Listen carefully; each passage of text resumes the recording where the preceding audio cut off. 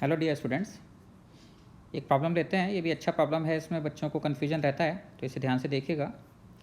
इसमें आपको एक सर्किट दिखाई दे रहा होगा ABCDEF, जिसमें कुछ रेजिस्टेंस लगे हुए हैं 2 ओम और 1 ओम के। And this entire circuit is placed in the increasing magnetic field dV/dt equal to 1 tesla per second. आप देख सकते हैं मैग्नेटिक फील्ड अंदर की तरफ है और 1 टेस्ला पर सेकेंड के रेट पर इंक्रीज हो रहा है। इस केस में हमें बताना है कि करंट इन ब्रांच BE कितना होगा। ये जो साइड BE दिखाई दे रही है 2 ओम, इससे कितना करंट फ्लो हो रहा होगा। नाउ इन दिस सिचुएशन देखिए, एक बात क्लियर कट ये समझिए कि ABC ये BAFE ये पूरा एक क्लोज लूप है। अगर मैं EMF इंड्यूस लिखना चाहूँगा पूरा का पूरा BAFE में, तो BAFE में जो EMF इंड्यूस होगा that will be equal to A into dV/dt। Area आपका इन ये साइड कितनी दे रखी है, साइड दोनों दे रखी हैं आपकी 1 मीटर इंटू 1 मीटर। तो 1 मीटर इंटू 1 मीटर साइड दे रखी है, तो 1 इंटू 1 और dV/dt भी दे रखा है 1 टेस्ला पर सेकेंड, तो 1 वोल्ट आ जाएगा ये। तो इस पूरे लूप में जो EMF इंड्यूस है वो 1 वोल्ट हो जाएगा। इसी तरीके से, और अगर इसकी डायरेक्शन अगर हम देखेंगे तो इसकी डायरेक्शन फैराडे लॉ के अकॉर्डिंग एंटी क्लॉकवाइज होनी चाहिए, क्योंकि मैग्नेटिक फील्ड अंदर की तरफ बढ़ रहा है। तो एंटी क्लॉकवाइज डायरेक्शन में ये EMF इंड्यूस होगा। इस तरीके का EMF इंड्यूस होगा एंटी क्लॉकवाइज डायरेक्शन में। इसी तरीके से इसका मतलब ये हुआ बच्चों, यहाँ पर हम ये कह सकते हैं कि अगर आप यहाँ पर इस पूरे लूप में एक बैटरी लगाना चाहेंगे तो एंटी क्लॉकवाइज डायरेक्शन में EMF इंड्यूस होने का मतलब ये हुआ कि आप एक ऐसी बैटरी लगा देंगे इसमें, इस तरह की बैटरी, और इस बैटरी का जो EMF है ये 1 वोल्ट होना चाहिए। This is equal to 1 volt. ये आपका पूरा का पूरा लूप हो गया ABEF। लूप ABEF के लिए ऐसी सिचुएशन आ जाएगी। इसी तरीके से अगर आप EMF देखना चाहें BCDE में, तो that will be equal to A into dV/dt। यहाँ पर एरिया आपका हो जाएगा 1 इंटू 0.5, लेंथ दे रखी है इनकी, और dV/dt 1 है, तो ये 0.5 वोल्ट हो जाएगा। इस 0.5 वोल्ट में भी जो करंट है, जो EMF है, वो एंटी क्लॉकवाइज डायरेक्शन में ही होगा। तो एंटी क्लॉकवाइज डायरेक्शन में ही इसमें भी सेम कॉन्सेप्ट लेंस लॉ से। यहाँ पर आप जो बैटरी लगाएंगे इस पूरे लूप में वो बैटरी 0.5 वोल्ट की लग जाएगी। अब बच्चों इसमें प्रॉब्लम ये है कि हमें अगर इक्विवेलेंट सर्किट डायग्राम बनाना चाहें, ये कौन से लूप के लिए हो जाता है, BCDE। अब अगर हम इसमें इंडिविजुअल ABBC ब्रांचेस के अक्रॉस बैटरी लगाना चाहें तो यहाँ पर हम बैटरी नहीं लगा सकते, क्योंकि हमें ये नहीं पता कि पूरे लूप ABEF में जो 1 वोल्ट का EMF है वो किस किस तरीके से डिस्ट्रीब्यूट हुआ होगा। बिकॉज BE जो साइड है वो दोनों में कॉमन आ रही है, वो ABEF में भी है और BCDE में भी है। तो इसलिए हम एग्जैक्टली ये नहीं बोल सकते कि किस ब्रांच में कितने की बैटरी लगनी चाहिए। तो अब ऐसे केसेस में हमें क्या करना चाहिए ये हमें समझने की ज़रूरत है। तो ज़रा ध्यान दीजिए, नेक्स्ट पेज पर ले लेते हैं ये। इस केस में हम ये सर्किट बना लेते हैं। एक ये आपका सर्किट हो गया स्क्वायर वाला, और एक ये रेक्टेंगल वाला, और इसमें आपके रेजिस्टेंसेस लगे हुए हैं। यहाँ पर 2 ओम का रेजिस्टेंस है, ये भी 2 ओम का है, यहाँ पर भी 2 ओम का, 2 ohm, this is 1 ohm, this is 2 ohm and this is 1 ohm. Now let's see कि इस ब्रांच में करंट I1 फ्लो हो रहा होगा। ये जो पूरा आपने ये इस तरीके से एक बैटरी लगाई, इसकी वजह से इसमें करंट I1 फ्लो हो रहा है। इसकी जो पोलैरिटी है वो पोलैरिटी इस तरीके से आएगी कि इधर पॉजिटिव और इधर नेगेटिव होगा, अभी हमने देखा था। और मान लीजिए इस पूरे लूप में करंट I1 फ्लो हो रहा है, और इसी तरीके से यहाँ पर एक बैटरी लगेगी, इस पूरे लूप में मान लीजिए करंट I2 फ्लो हो रहा है।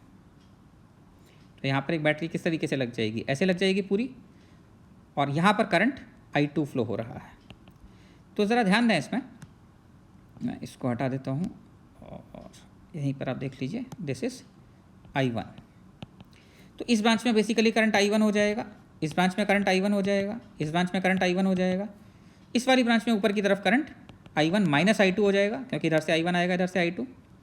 इस वाली ब्रांच में करंट केवल I2, इस वाली ब्रांच में करंट I2, और इस वाली ब्रांच में करंट I2। तो हमें I1 माइनस I2 की वैल्यू कैलकुलेट करनी है, कितनी आएगी। अगर I1 माइनस I2 पॉजिटिव आता है तो ऊपर की तरफ करंट फ्लो हो रहा होगा, I1 माइनस I2 नेगेटिव आता है तो करंट की डायरेक्शन अपोजिट होगी। अब ज़रा ध्यान दीजिए, मैं इसमें A B C D E F, तो मैं loop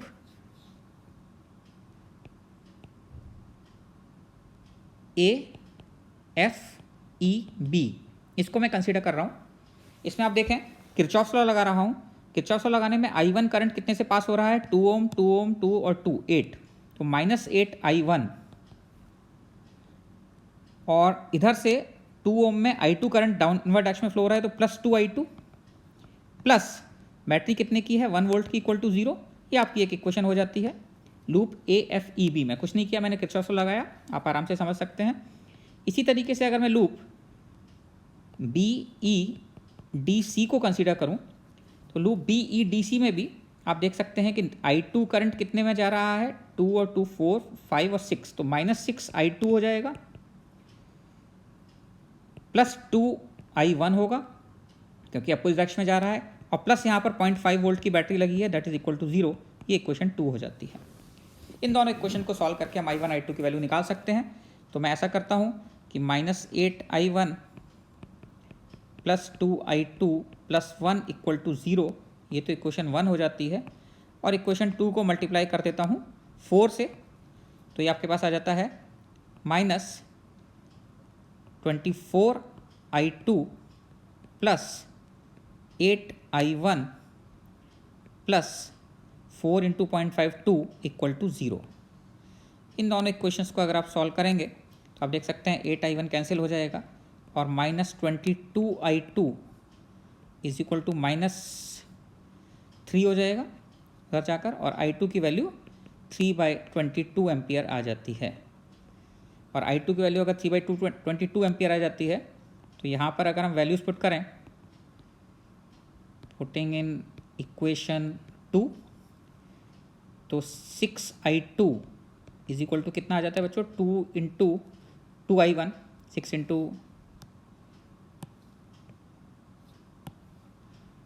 2 I1 equal to 6 I2 -0.5। I1 की वैल्यू निकालनी है हमें, और I2 की वैल्यू कितनी हो जाती है, 6 × 3/22 -0.5। तो ये आपके पास आ जाता है कितना, 9 11 9 -5.5 डिवाइडेड बाय 11 × 2, ये I1 की वैल्यू आ जाती है, that is equal to 3.5 divided by 22। तो I1 और I2 आपके पास आ जाते हैं। तो current in branch EB sorry, ये अगर हम निकालना चाहें तो कितनी वैल्यू आ रही है, I1 minus I2, that is equal to 3.5/22 -3/22, that is 0.5/22 ampere. तो ये आपके पास करंट हो जाता है इस पर्टिकुलर ब्रांच में। इस प्रॉब्लम में हमने ये समझने की कोशिश की है कि किसी पर्टिकुलर प्रॉब्लम में अगर आप अलग से बैटरी में, अलग से किसी ब्रांच में बैटरी नहीं लगा पाएंगे तो अलग से बैटरी मत लगाइए, बल्कि पूरे लूप को कंसीडर कर लीजिए, और एक बार पूरे लूप में जितना EMF इंड्यूस हो रहा है और उसमें रेजिस्टेंस की वजह से जितना करंट फ्लो हो रहा है रेजिस्टेंसेज में, उन सब का नेट किरचॉफ लॉ से क्या होना चाहिए, 0 होना चाहिए, पोटेंशियल ड्रॉप्स का सम। यही किरचॉफ सेकंड लॉ है, किरचॉफ वोल्टेज लॉ।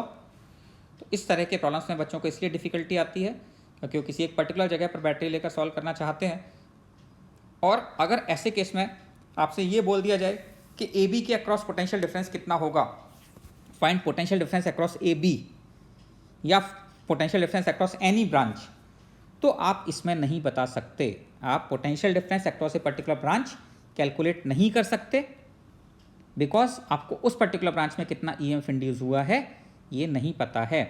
तो अगर आप इसमें अलग अलग बैटरी लगाते हैं, अलग अलग ब्रांच में बैटरी लगाते हैं, तो हो सकता है आपके इस पार्ट का, इस क्वेश्चन का आंसर तो फिर भी सही आ जाए, लेकिन आपकी अंडरस्टैंडिंग गलत होगी।